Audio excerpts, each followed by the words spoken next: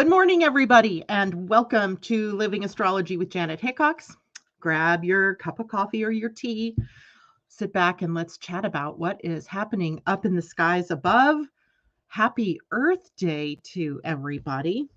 I was going to try to find some time this morning before we went live to find out the history of Earth Day. But suffice it to say, I didn't have enough time for that.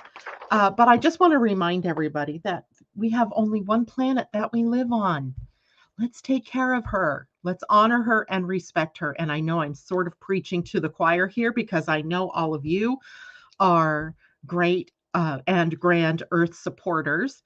And it's really interesting to me today that it's Earth Day and the moon is supporting Earth by being in an Earth sign. Today, the moon is in the sign of Capricorn. And Capricorn is a pretty powerful Earth sign, and we're going to talk more about that. And as well, today, we are going to talk about all things Mercury. Mercury is the only planet that's actually doing any real Watusiing, dancing, as it were, this weekend. So we want to take a look at that because he's also next week he's been slowing down. And he is going to be slowing down enough to be entering the shadow period of the next retrograde. And that retrograde will occur also in about 2 weeks. I think it's May 10th. And we'll want to talk about what is this retrograde going to be about. We'll talk about that more next week, maybe, or even the week after that. But I want to talk about what the Mercury transits are this weekend that we want to be paying attention to. And then I'm going to add something a little spicy to our morning this morning by talking about fixed stars. There's a fixed star on my mind that I want to share with you. And then as well, I have there's a new me in offerings, the sessions that I'm going to be offering for people. And so I want to talk about that. So first, let's say good morning to everybody that's checking in with us. Let's see. I see Tom out there. Good morning to you, Tom. I, by the way, sent your CD off to you on Tuesday. The post office told me 7 to 10 days you should get it. So be looking for that. Christine Buckingham, good morning to you. Susie Gemini, hello. Awesome, Tanya. It is awesome to see you. And let's see who else. Kajella, good morning to you. And anybody else out there who has not yet checked in with us, it is good to have you with us this morning. So today, as I said, is Earth Day. So we get to honor the ground that we walk on, right? We get to honor everything that is about the nature of our earthly planet. Interesting today, the sun is out for us. So it's like, yes, I want to go outside. But of course, I have a busy day and I won't be able to do that till later.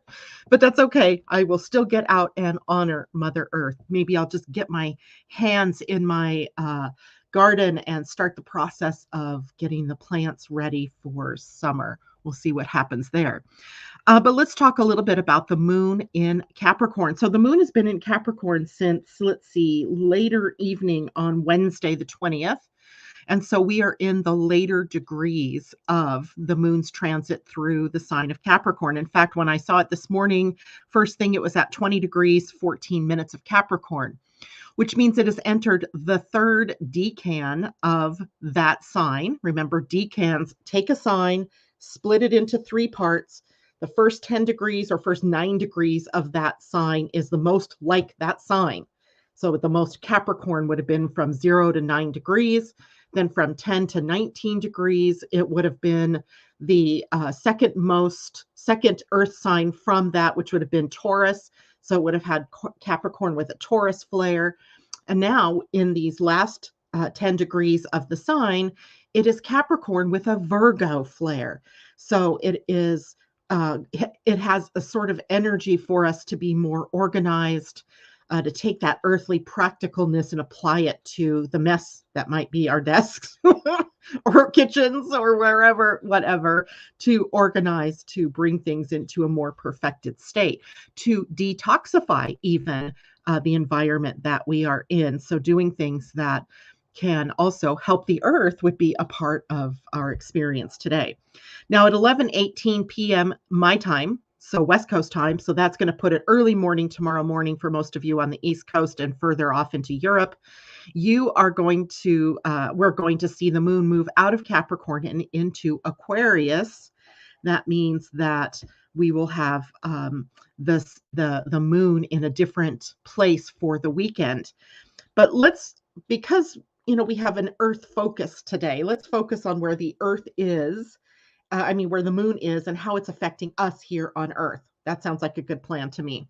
Let's see who else is out there. J-Lo, good morning to you and Debbie Tibbetts Tumiel. Any chance for a birthday card? Oh, yes, we'll save some time for you and also for J-Lo, whose birthday is the same day as yours. And a lady named Jan Landry contacted me and said, oh, yeah, my birthday is 4/23 as well. And I don't know, Jan, if you're out there or if you listen later, so I can't tell, but you'll hear your card reading as well. Okay, so we have that. Now, let's take a look a little differently at what Capricorn energy is all about. I want to look at what the light is and what the more shadowy parts are. So all of you get your astrology charts out, and let's take a look at where Capricorn is in your own chart. In my personal chart, Capricorn sits on my 7th house. I do believe. Yes, because I have a Cancer rising. So Capricorn sits on my 7th house. So what I would do is I would focus in on everything to do with business partnerships, with my marriage, or with any of the relationships that are in my life and what those relationships might be showing me. If you have Capricorn on the 2nd house, let's say, then you might want to be looking at this light and shadow energy in terms of your money or your self-worth and the values that you hold, because that would be where that's going to show up in your life.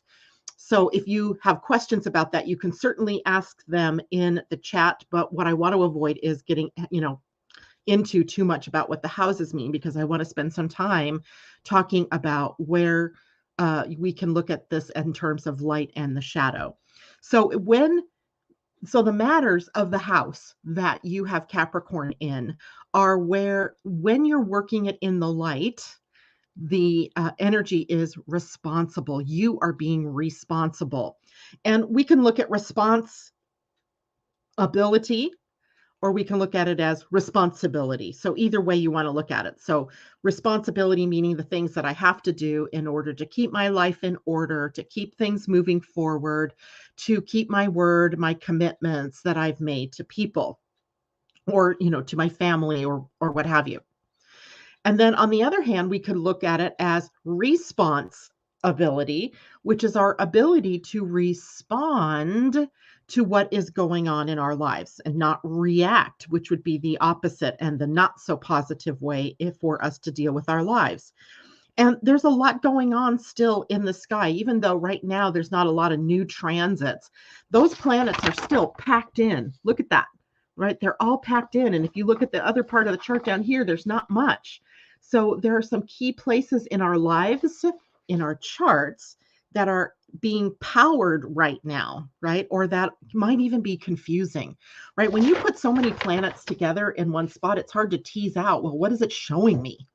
Like if I was looking at your own personal charts right now, what I would see is this preponderance of planets that are in one part of the chart. And that might be a source of confusion or identity crisis, of waffling in your decision-making processes, because there's so much that you could do, so much that you could be. So the key here is not to get caught up in the emotionalism of all of that.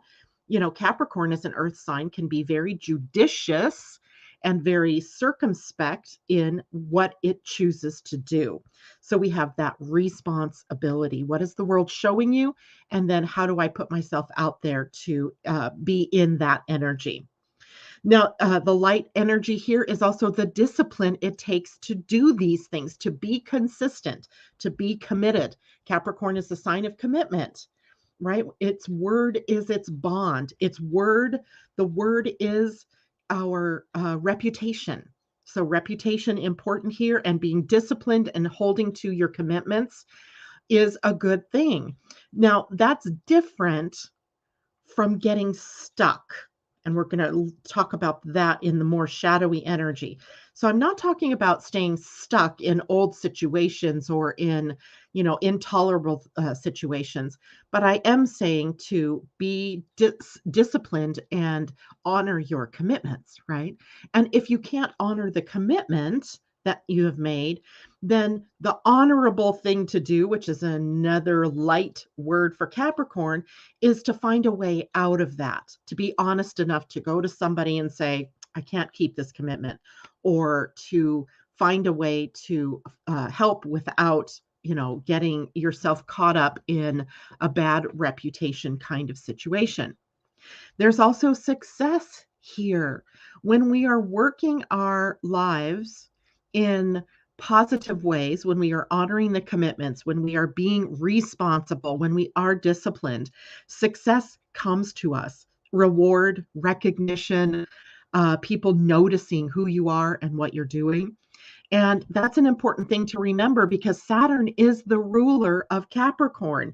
And we often think of Capricorn or Saturn as the grim reaper kind of energy, right? The meter out of karma. Interesting, guys. There's a show on God, what was it? I think it's on Netflix, right? It was on Netflix because I was trying to watch a show on Hulu and it wouldn't let me. So I had to go to Netflix, and it's a show called, oh, I'm going to have to find it for you, in the hole, under the earth or something like that. And it's about a ranch in Wyoming where a giant hole has been ripped into the fabric of the earth. And that hole was made by Kronos. Well, who is Kronos? Saturn. And it is a point of entry into a time warp. So if you fall through the hole, you end up in a different time loop. And then people come and go out of this hole. And then I got to the end, the last episode, which there's only like 5 episodes, and then it was done. There are no more. So now I got to figure out, are they making more or what? But I'll post the name of that show because it was so fascinating to watch. And to see how now aspects of astrology are creeping into the things that we watch, right? Into the popular culture. So Outer Range, that's it. Thanks, Debbie. Outer Range. And she says she's watching it too. So I probably shouldn't tell you the ending or how it ends. But anyway, it's a great show. Not necessarily a high order topic, but just fascinating nonetheless because it's out there. It's not really too scary, Christine, but it does have some elements that can trigger some fears in all of us, but worth watching. All right, so more about the light of Capricorn, the light of Saturn, right? If we're talking about the light of Capricorn, we're talking about the light of Saturn, and we're talking about the light of your 10th house in your chart as well, perhaps. So we want to keep in mind that those 3 things kind of dovetail together. And then, so if we have success, then we are also grounded in reality, in the way that we are approaching the things that we do. And we have a sign that in its power seizes and creates opportunities, all kinds of opportunities to engage in the world in using its gifts and its talents, right? That in serving the world in a better capacity or a higher capacity. And it leads by example, right? This is a sign that when it's working in its best, people look at and go, they can marvel at how this person can get so much done, can be so successful, can be such a light for the organization or job that they're doing. So then there's also, and this is a word that some of you might go, really? Capricorn? Joyfulness.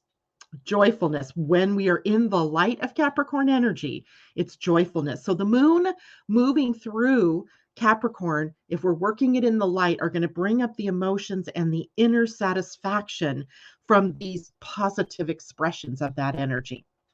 Okay. Now let's take a look at the shadows, right? Because we have both, right? We can't live one without the other. So it's this, different side of the same coin. So the coin is Capricorn, light of Capricorn were the things that we just talked about. And then the shadow of Capricorn can be things like rigid attitudes. And here's where stuckness happens, right? We get caught up in a belief system. We get caught up in our thinking. The thinking gets rutted, it gets stuck, and they can over time turn into what is rigid attitudes. We can also then have a narrowed point of view. It's like having blinders on and all we can see is what's right in front of us. And get the wide angle camera out and you can see a whole lot bigger, right? If we move our head up, then we can see what's above. If we look down, we can see what's below. But too many times we get our blinders on. So this sign in its shadow is the blinders, the narrowed point of view. So of course, then the opposite would be that we want to broaden our points of view. Scarcity mindset. We have an earth sign. It is related to how we attract things to us that we need for survival. It's not as survival oriented as Taurus, and yet there's still that earth sign that I have to have all my needs taken care of. The opposite sign of Capricorn is Cancer. It is a sign that is very security oriented. They form an axis, so we can't ignore the parts of Cancer that feed into Capricorn energy. So the scarcity mindset can keep us caught up in a point of view that sees the world only in terms of what I have right now or what's going on for me right now. It doesn't see the source of what is happening right now, nor can it see that if I changed something here, that I could change what's happening in my future. And it can be fear governed as well.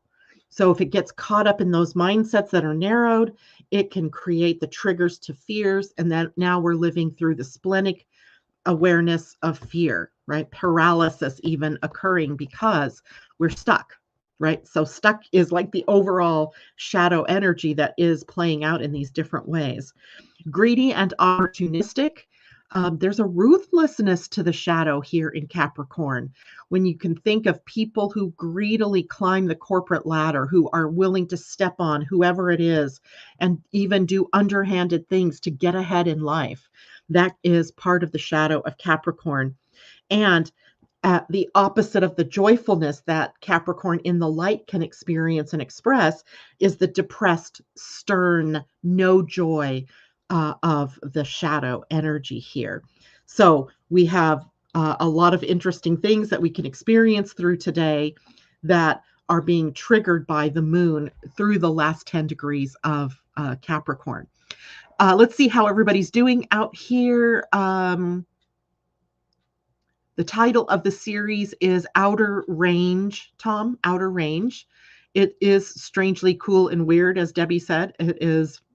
It's worth watching, right? It caught my attention. Terry walked away, right? It wasn't up his alley. He had some other thing he was watching, but I got caught up in it and I couldn't let go. So Susie, ding, ding, ding. I don't know what that's about, but that's funny. Leilani, good morning to you. Sylvester Miller, great to see you. I know Capricorn all too well. I have Mercury, Mars, Venus, Uranus, Saturn, Neptune, and I have Cancer and Jupiter.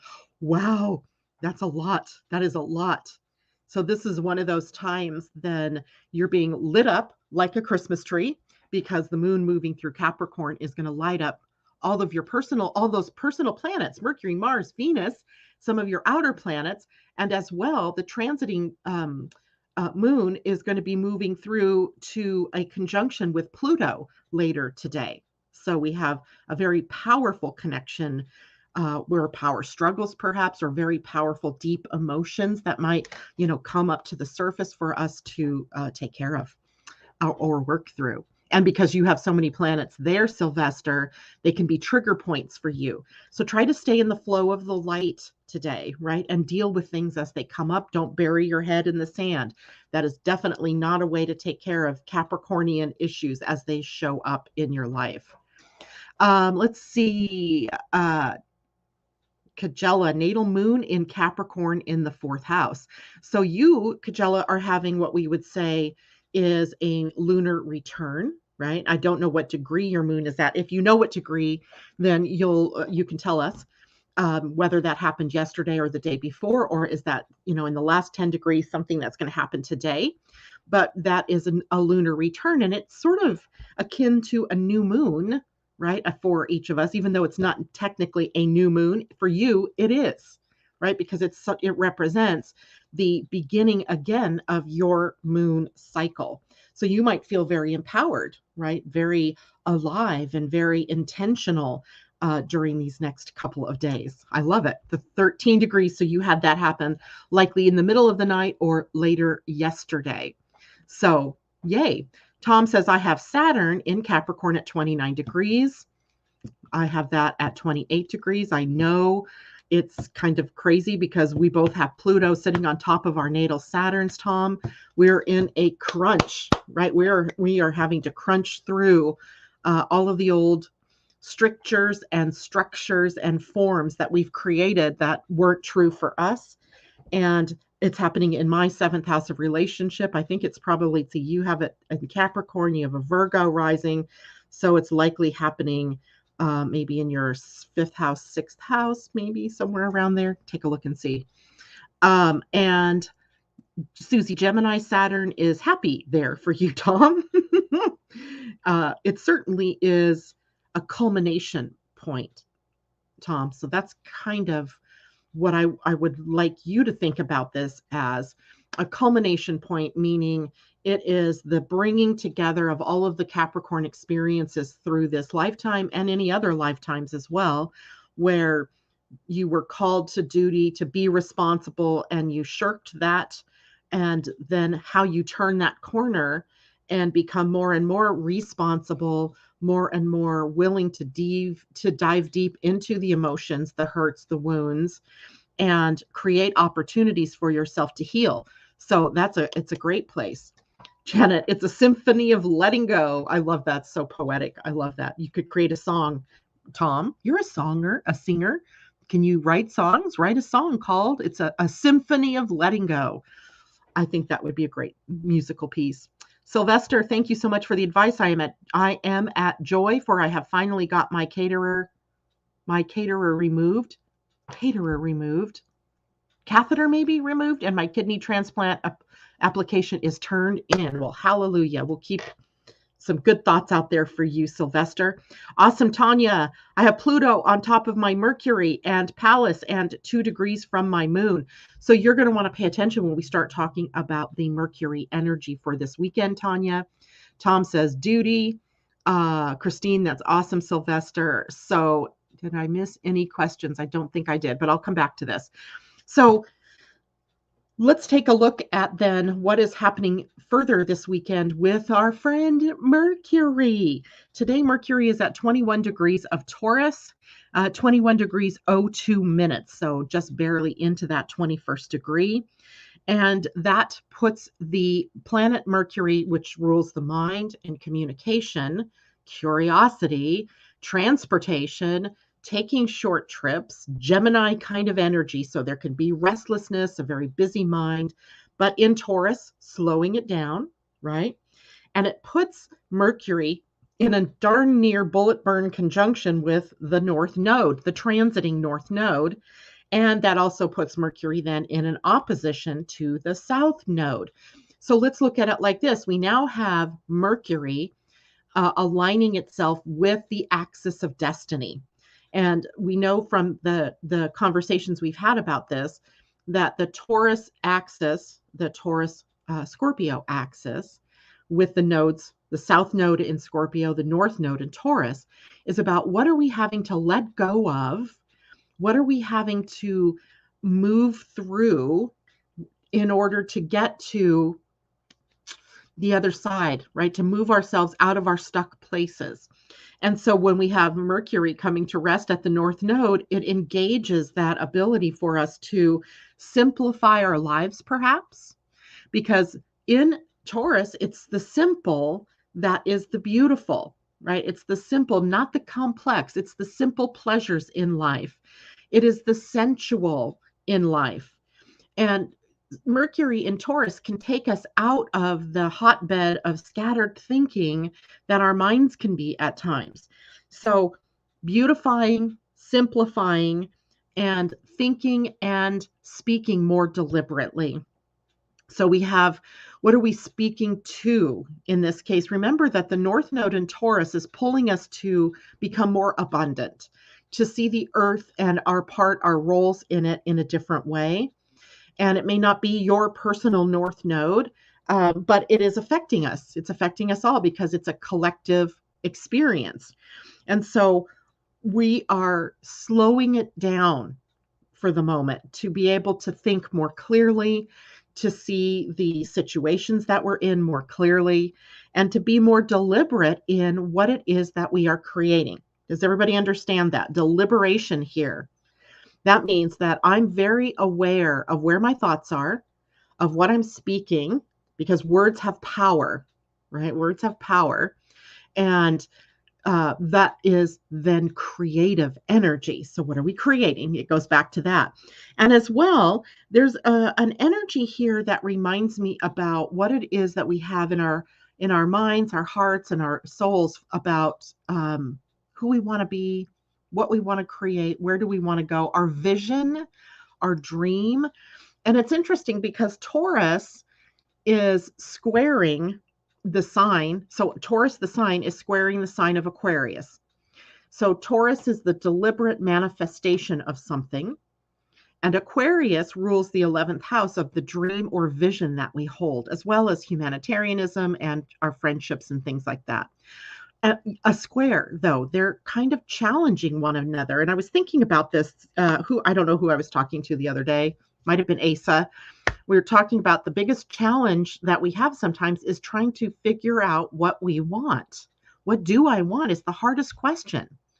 And I mean, we might know, oh yeah, I want a cup of coffee. There's no skin off our nose for that one, right? It's like, yeah, okay. Now put like 15 flavors in front of me and I might not be able to tell you what kind of coffee I want. And that happens to us a lot of times in life, is that we have this, plethora of opportunities that are in front of us. Now, which one do I pick? What do I choose? So that can become a problem for us. So we have to get clear about, we have to simplify, get down to the brass tacks of what's most important to us. Because Taurus aligns us with what? Our values. Our values. So if you're trying to determine, well, what do I want in my life? It has to align with what you really value. If you value, for example, peace and beauty, then the choices are going to lead you toward more peace and beauty, right? If you value monetary success, then the choices you're going to make are going to lead you to that. If you value health and wellness, the choices you make are going to lead you to that, right? So that this time period is really about getting more deliberate in aligning ourselves to our values and deliberately creating the pathway toward them, like clearing the path of all the things that don't resonate so that we're in alignment with where we want to go. So slowing down enough to do that can be a challenge with Mercury. Mercury is, a sign that wants to move fast, but here he's slowing down. And in slowing down, he gives us more opportunities to get clarity around what it is that is correct for us, what it is that we truly want. And here's where I'm going to go into something new for everybody. I have this app on my phone now, and I want to go tell you what it is because I know you'll ask me. It is called Time Nomad. Time Nomad is an astrological program. It's not as user-friendly, I think, as say Time Passages, another app that I have on my phone that I love to use for charts. But what it does do that others that I've seen don't is tell us what the fixed stars are, the fixed star alignments. And you all know that's where I'm headed, right? I'm headed to these fixed star alignments because I feel like they take us to something, an ancient wisdom that we may have forgotten in our hustle bustle modern world. So taking us back to a fixed star connection with this weekend with Mercury in a square to Saturn. So now we have the mind and thinking in a square to Saturn, and Saturn in Aquarius, right? And we've just talked a lot about Capricorn, one of the other signs that Saturn rules, and Saturn is a co-ruler of Aquarius. So we have a lot of Saturn energy. And now I'm going to tell you that Saturn is sitting in a conjunction with a fixed star called Deneb Algidi. And that means that Mercury is in an opposition to Deneb Algidi. So we have a square to it, and I mean in a square, excuse me, not an opposition, Mercury in a square to Deneb Algidi. And squares are challenges. Now, what does this star mean? Well, I looked it up. I have a lot of different places I could look it up. And the most interesting thing that I saw is that I noticed this week, and this has been in, an applying conjunction for the last 2 weeks to the star.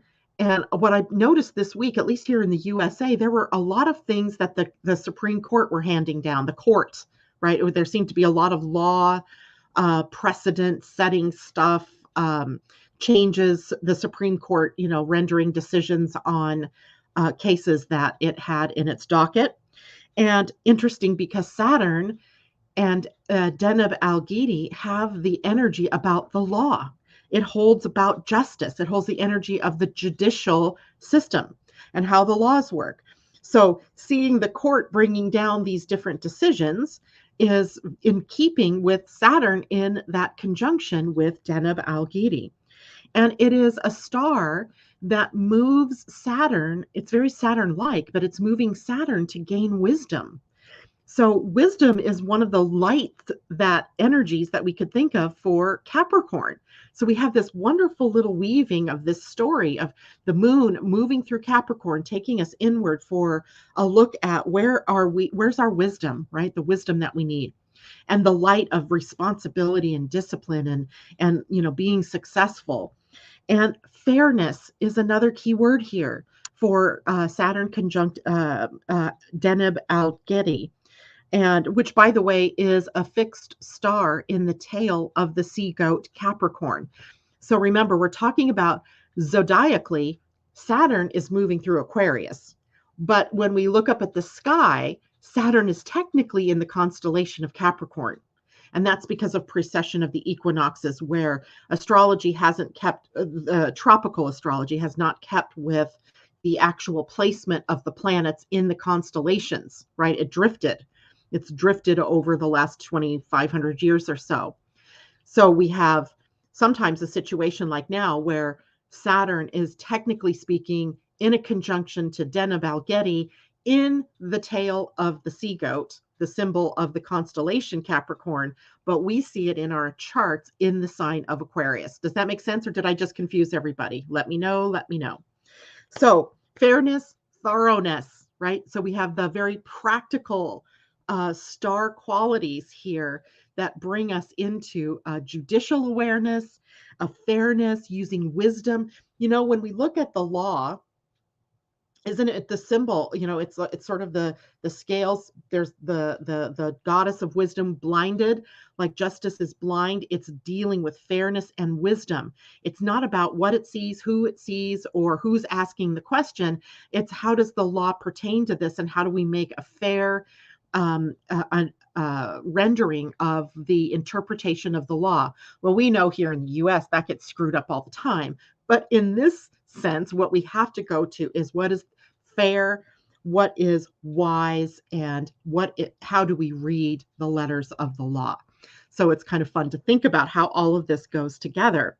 And a little bit now, the moon moving through Aquarius this weekend is also going to bump into Saturn. It'll happen more like Sunday or maybe even Monday.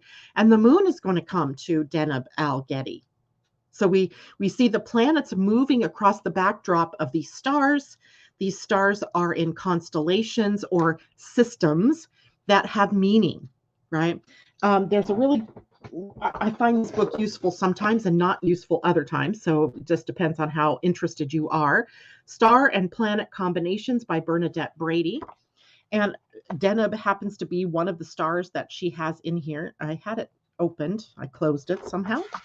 And here we go. I'm going to show you a picture. There's where Deneb Algidi is, at the tail of the sea goat, right? So it's in the constellation of Capricorn. And I'm sorry, that's kind of going in and out of focus, but there you have it, right? And then when we look at what this means, the principle of Deneb al-Gidi, the ancient lawgiver. This star is symbolic of a law-giving, justice-orientated ancient god who was seeking to bring civilization to his people. Such a symbol continues to be reflected in the laws of the establishment and the structure of civilizations that yield ordered societies.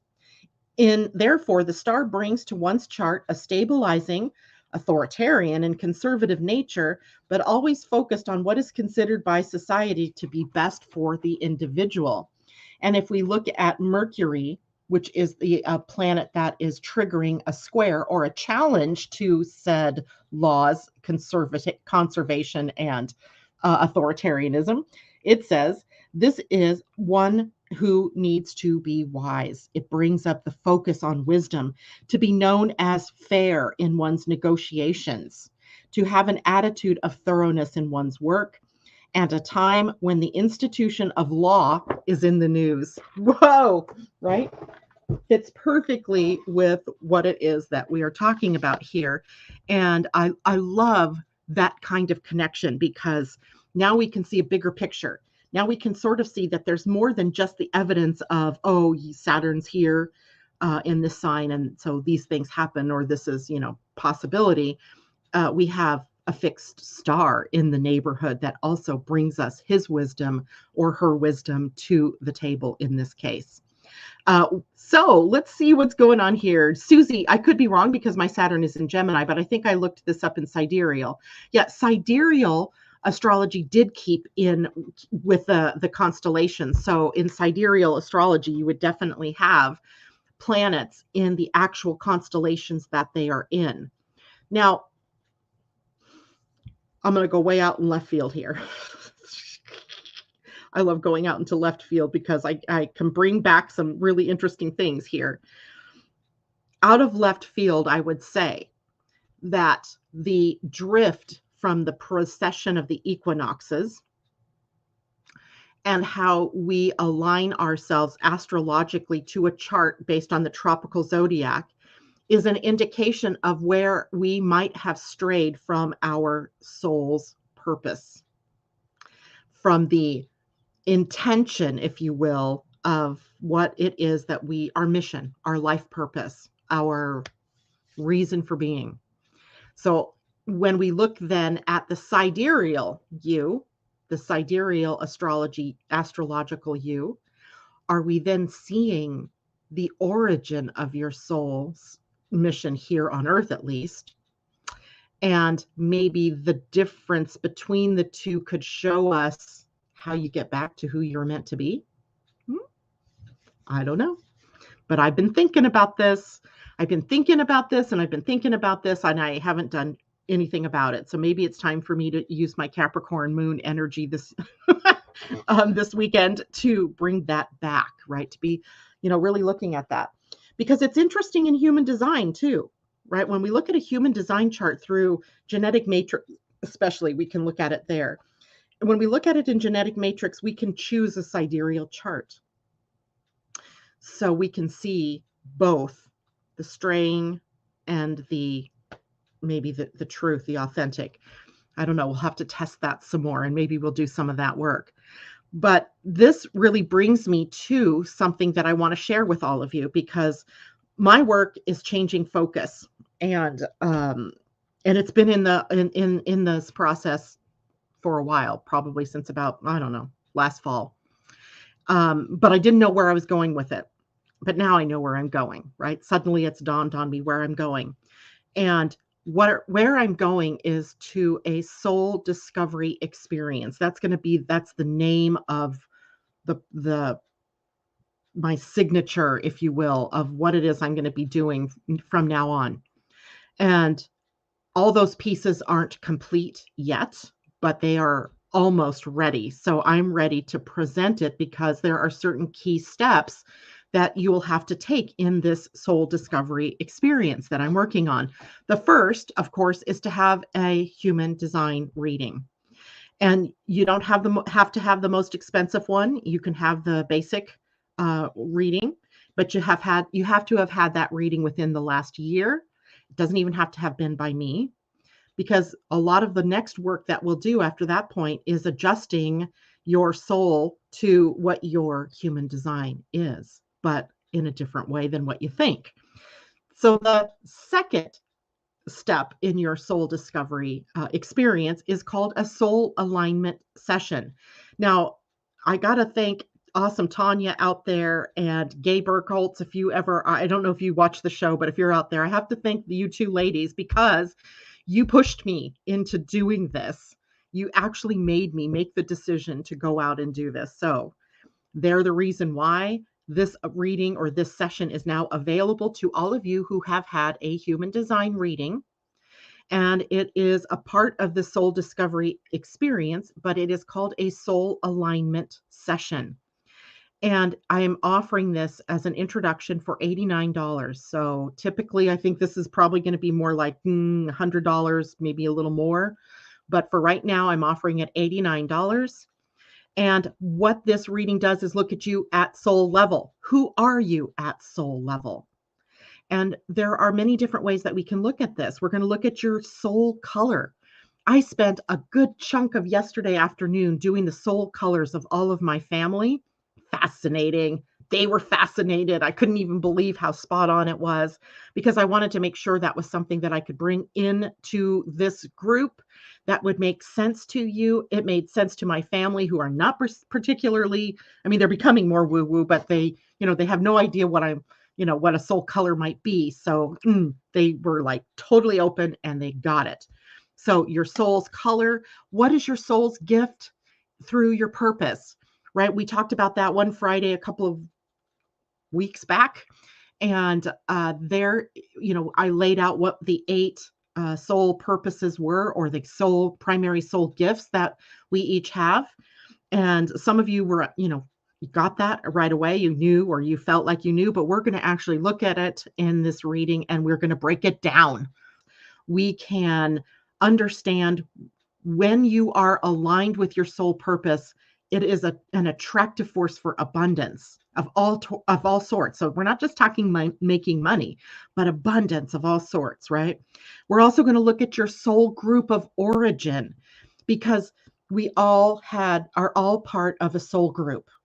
And we all were birthed as souls as a part of a group. And so the origin of your soul holds some key points to who it is you are here on Earth. We're going to take a look at your soul's vibration level. What frequency are you at? And what is your soul's profile in that way, right? What is your connection to source? And how is that? Is there something there that you need to know about how to connect with that? This is a 1-hour session. It is recorded as I record all my sessions. The prerequisite is to have had a prior human design reading. So I don't know how long I'm going to offer this at $89, but where this leads you to is my next part of the soul discovery experience, which is going to be Galactic Astrology. Now, having an understanding of who you are at soul level, we're going to take a look at all the places in the universe that your soul has been. We're going to take a look at your travels through the galaxies and how do those experiences affect the lifetime that you're in right now. And then lastly, this part isn't ready yet because I'm still in the process of learning this, is a soul realignment session. Now that we know who you're here to be, now that we know what your soul's origin is and who you are at soul level, now we know how you've come to be who you are now in this lifetime, we can go about the process of realigning you to your original soul purpose. I tell you, I get so excited about thinking about doing this work because it can be so impactful, right? Helping people get on the right track. Now, don't worry, I still will offer human design readings, but I'm going to turn over astrology work to Asa. So Asa she's out there, she's listening, she's probably having a conniption fit at the moment. So if you are someone who wants an astrology reading, now I'm going to use your astrology in applying all of these things as well, right? I can't not look at your astrology. But if you are someone who wants a solar return, or someone who wants a natal chart reading or a transit reading, those I am going to turn over to Asa. She's been training with me for, I don't know how long now, Asa, almost 2 years, maybe something like that. And I'm confident that she can take you on the same trip through astrology that I could. And of course, she always has me to look to for advice or help if she is, stuck on something.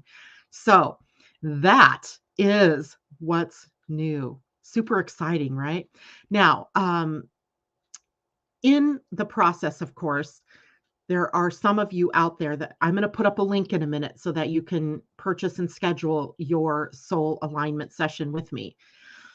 But some of you out there, I don't want you going out and purchasing it because you're my test clients, right? So you know who you are, hopefully. So don't go if you have been contacted by me about being a test client, a test what did I call you? A guinea pig test client. Let's just keep it at that. Don't go purchasing this. Okay, don't purchase the reading, because I'll have to refund your money to you because you are already going to be going through this process with me as a test. Okay. So that would be, you know who you are. If you're not sure if you're one of those, you can certainly let me know. Now, here's the link. I've got to go get the link so I can share it for everybody. Copy.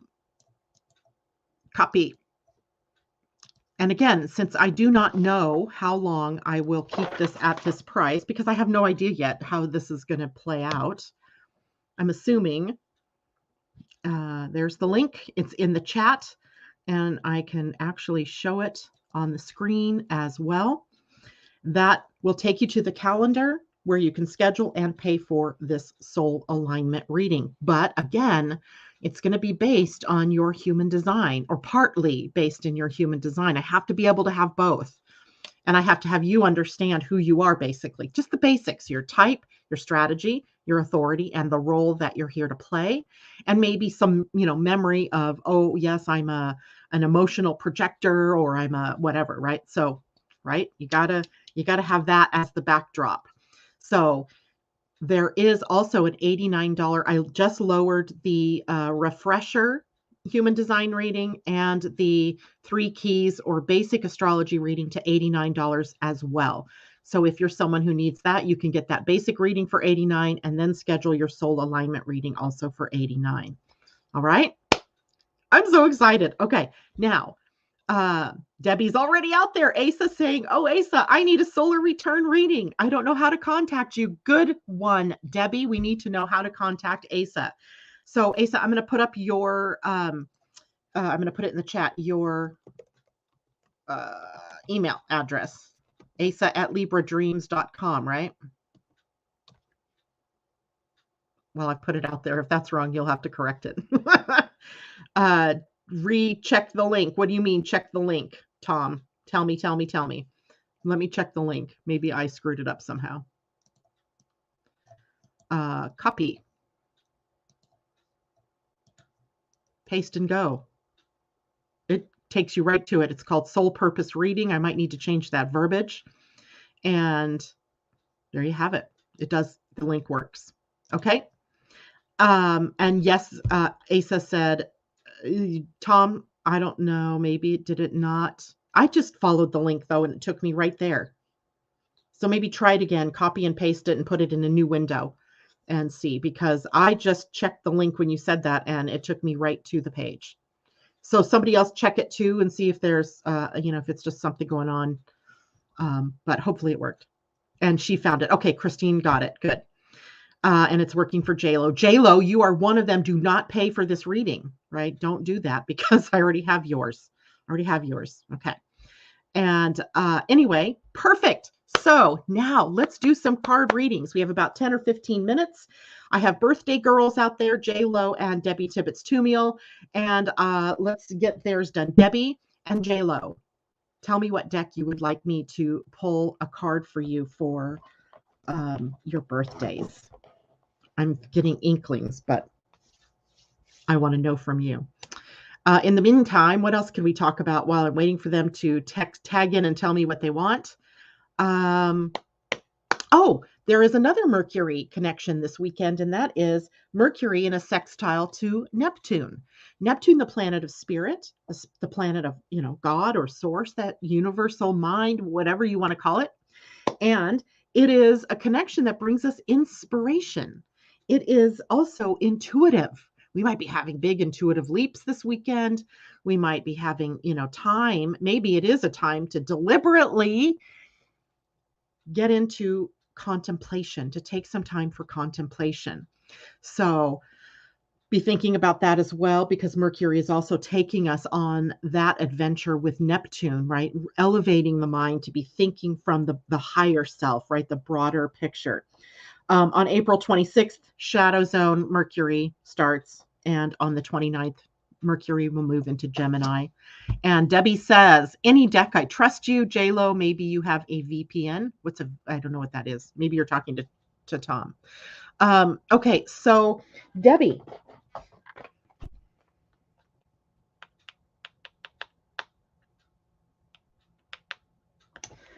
Debbie, this first time I think I've ever gotten this for you, that you need a Mayan card.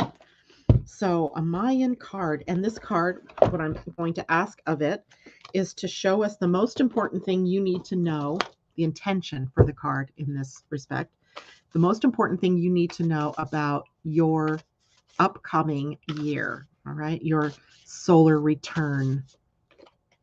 And it is universal movement. Now, here's the card. It's a numbered card, so it's a universal number.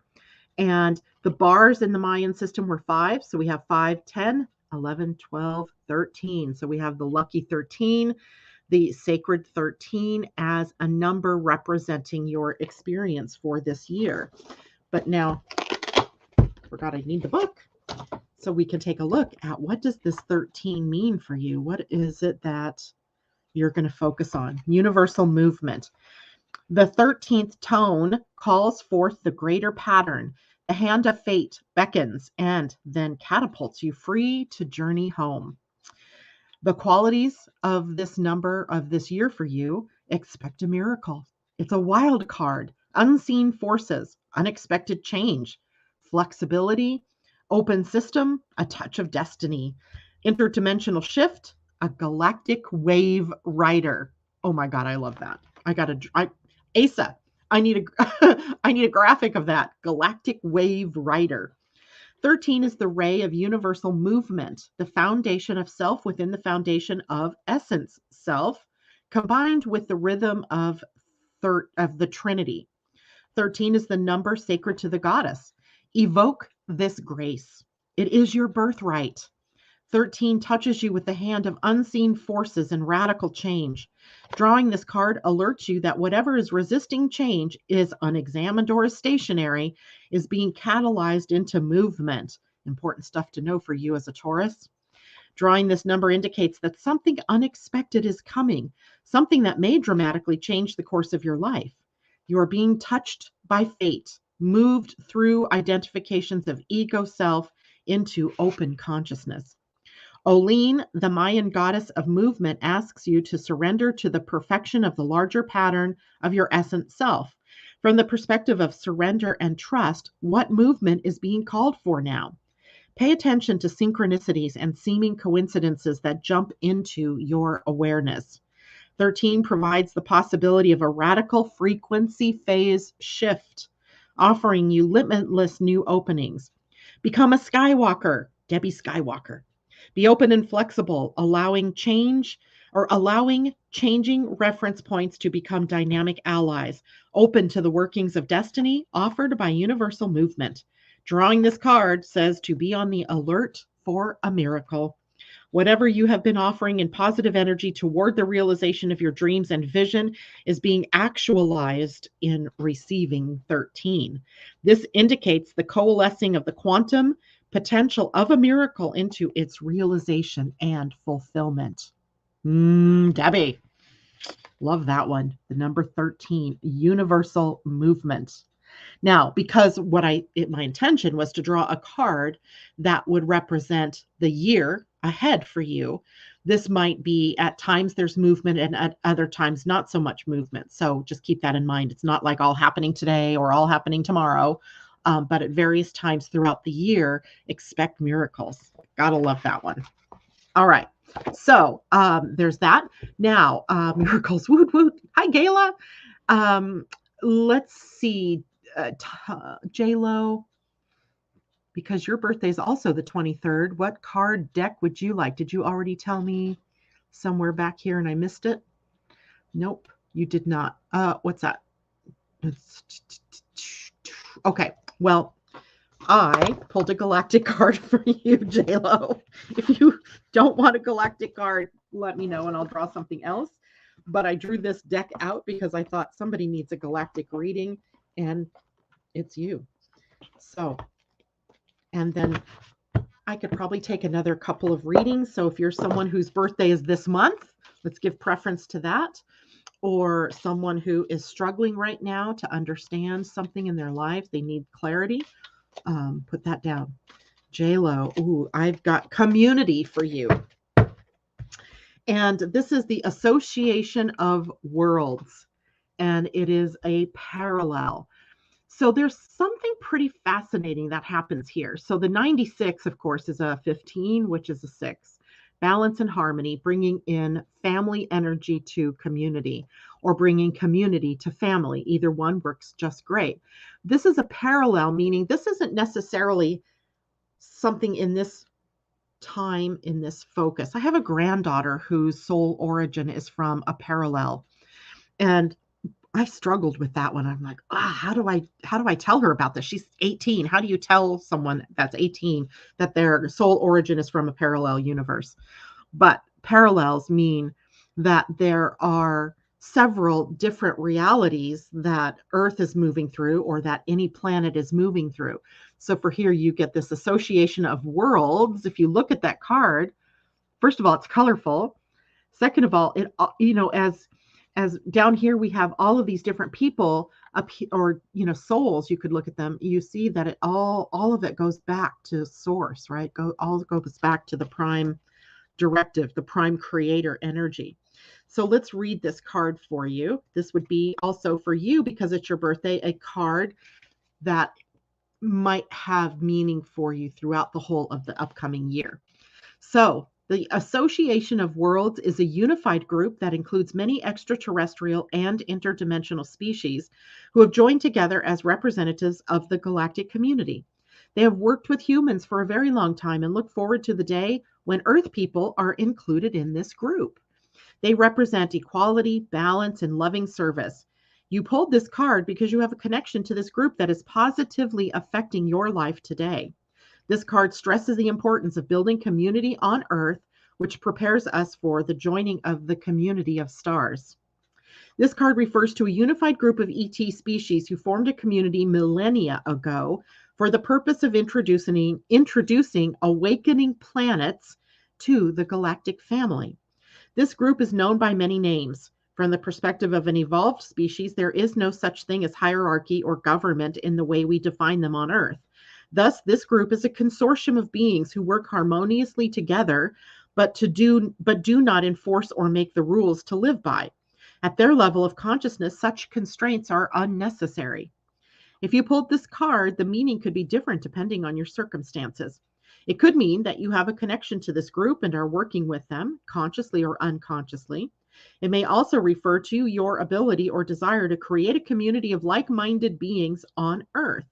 It could also refer to a community you are already part of and how it either needs to or will go through a powerful transformation away from hierarchy. On a planetary level, this card also refers to the community of Earth humans who, even though they might not be aware that they are part of such a community, are just now beginning to awaken to the unity of all life. The message may also be for you to begin recognizing yourself as part of this community. Intuitively feel the specific interpretation of this message deep within you and trust that guidance. How can you apply the lessons of community to your life circumstances? There you go, Miss J-Lo.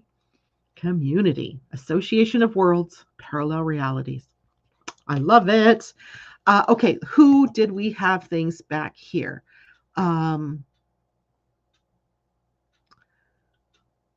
Oh no, Asa, text me and tell me what's going on with Dad when you get a chance. Okay, so sending him tons of healing energy. Oh my goodness, oh my goodness. Okay, who else would like a reading? Nobody said yes, they wanted one. Why? Why? Oh wait, Kamal. Today, pull a card for I Need It, going through a soul pain. All right, Kamal, I'm going to elevate you as well. Kamal, the intention I have for a card for you is to help you understand what that soul pain is urging you to do. What do you need to change? Ooh. And yours comes from the Sirius star system of the past, and it's the card of secrecy. 44 is an 8. It's also a master number. It is a master number that brings limits, constraints, and boundaries, the need for boundaries, perhaps. So let's see what this one means. 44. That one gave me kind of chills when it came out. All right, Kamal. In order to protect and serve humans in the early days, Syrians often had to work secretly in small covert groups. There was a strong feeling that separation was necessary in order to do positive work without obstruction. Many humans still carry this karmic pattern.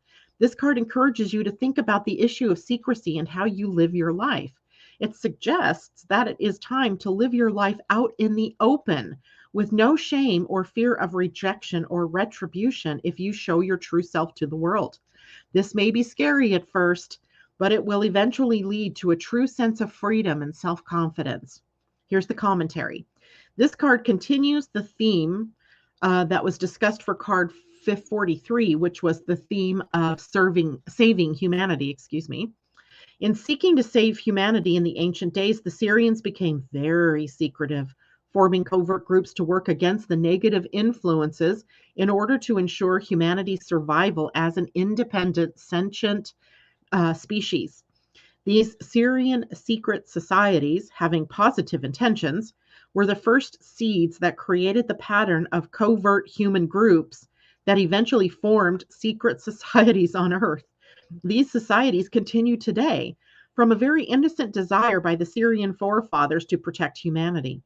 If this card comes up in your reading, it could mean that you are either connected to this ancient time on Earth when the secret societies began, or you had subsequent lifetimes with this theme. It could also mean that in your life right now, you cling to secrets as a way to control others, to protect yourself, or to feel safe and in control of your life. This is one of those cards where you will have to look at the surrounding energies as well as the themes in your life to really ascertain the deeper meaning. A general rule of thumb is to remember that secrets ultimately destroy relationships and the integrity of a community. While holding secrets is a part of being human and is sometimes done in the best interest of others, it can also be damaging. This card asks you to be very conscious of your relationship to the idea of secrecy and use it only with integrity in every aspect of your life. So what are you holding back? Right? What are you holding yourself back from? What part of yourself are you hiding? What are you afraid to bring? What part of you do you need to bring forward in truth without fear? All right. Hopefully that's helpful. And let's see, anybody else after that? All right.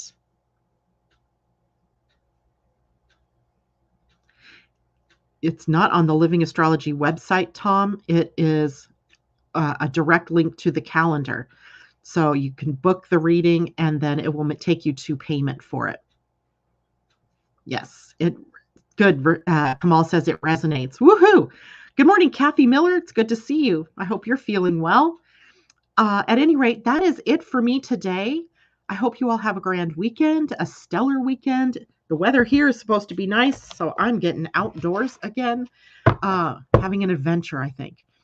Take care. Much love to all of you, and I will see you on Monday. Bye for now.